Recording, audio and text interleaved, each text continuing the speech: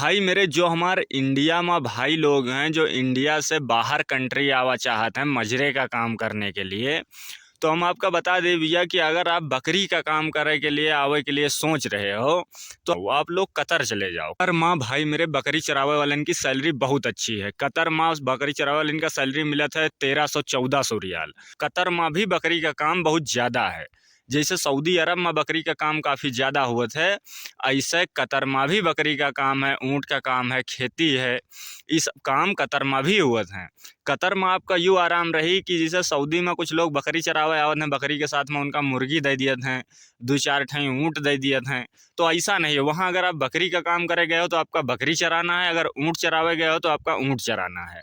ये 75 मेर के काम आपका एक साथ मना करना पड़ी, आप इससे फ्री रही हो। और आपका सैलरी जितना आपका सैलरी बताए के बलवाई उतना सैलरी आपका दे। ऐसा नहीं है कि आपका वहाँ से इंडिया में आप हो तो आपका 1400 रियाल बताइस थे कि यहाँ हो तो आपका 1200 रियाल दिए।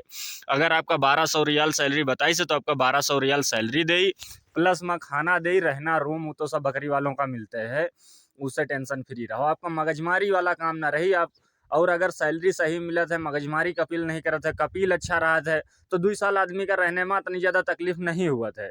लेकिन अगर आदमी का सैलरी बराबर नहीं मिलत है, सैलरी में मगजमारी हुआ है और ऊँट के बकरी के साथ में ऊँट चरवावत हो, बकरी का काम करवाओ तो दोनों काम उसे करवा रहे हो ऊँट बकरी का, तो आदमी ज़्यादा परेशान हुए लागत है। ये सब चीज़ें वहीं कतर में भाई मेरे नहीं है। ये सब चीज़ों से आप फ्री रही हो अगर कतर जी हो तो।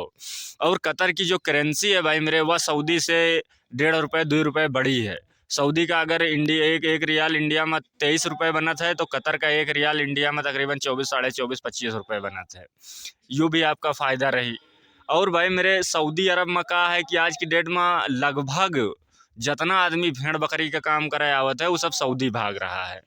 तो इसके लिए यहाँ पर पब्लिक भी बहुत ज़्यादा हो गया है। इंडियन आदमी भरा पड़ा है, पाकिस्तानी है, बंगाली है, सूडानी है, टोपी है, यमनी है, ये सब आदमी सऊदी में ही भरा पड़ा है। तो इसके लिए आप लोग उस जगह पर जाओ जहाँ पर पब्लिक कम हुए। अगर उस जगह पर जाइए तो आप इतना ज़्यादा परेशान ना हुई हो भाई मेरे। हालांकि वहाँ पर भी आपका या तो पहाड़ी एरिया मिली या रेगिस्तान मिली, और कतर में 90% रेगिस्तान ही मिली। आपका खेमा लगावा जाई, खेमा में आपका वहाँ पर भी रहना पड़ी।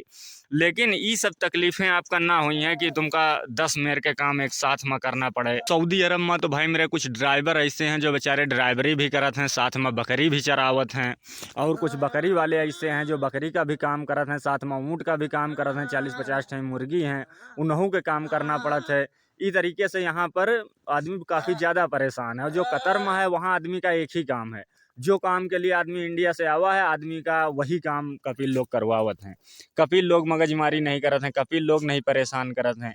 ये सब चीज़ों से आदमी कतर में वही नहीं परेशान है।